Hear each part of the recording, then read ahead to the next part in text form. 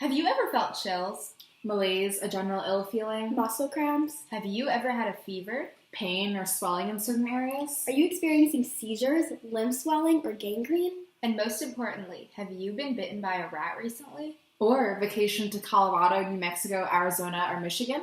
While most outbreaks today occur in Africa, you might still be one of the 7 people in the United States who annually contract The bubonic plague.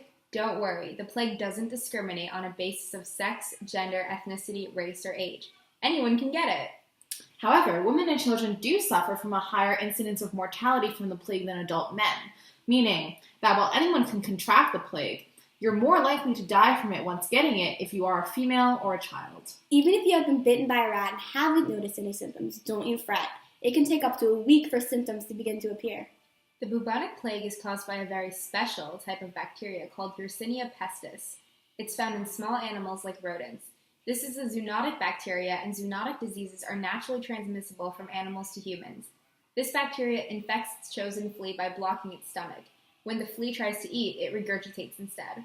This disease was very hip in 1300s Europe. It's commonly thought that the Black Death originated in China, but new research shows that it actually began in the Caucasus region. The plague was transmitted mainly by rodents and the fleas that lived on them, killing a third of the population of Europe during the 14th century.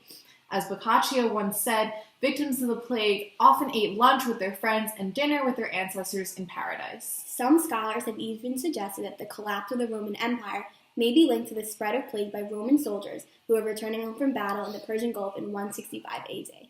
The plague was first introduced into the United States in 1900, but luckily for anyone living in the U.S., the mortality rate since the introduction of antibiotics has decreased from 66% to 11%. Here are some fun facts about your new illness. In 1346, rumors of a plague that started in China and spread throughout Asia, Persia, Syria, Egypt, and India reached Europe. All of India was rumored to have been depopulated. During a siege of an Italian city by the Tatars in 1347, inhabitants were reportedly infected with the plague when the Tatars threw the bodies of plague victims over the walls of the city. Since the 1980s, several researchers blamed other diseases, including anthrax and typhus, for the plague.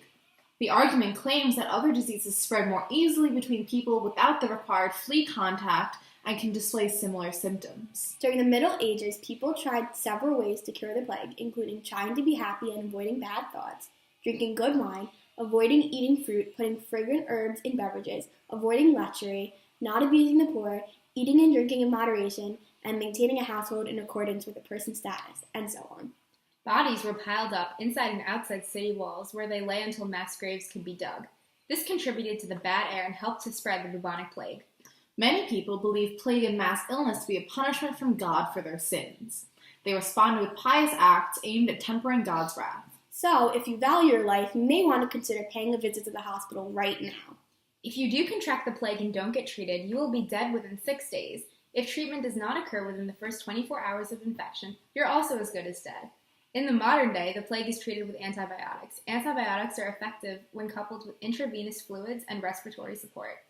So, if you don't look forward to a timely but excruciatingly painful death, here's what you can do. Pay a visit to the hospital as soon as you notice any suspicious symptoms. Also, according to the Mayo Clinic, you may want to consider wearing a mask to avoid spreading the disease to your friends and family. As you can see, contracting the plague could severely affect your social life, not to mention detract from your general quality of life. We recommend that you generally avoid it. Thanks for watching.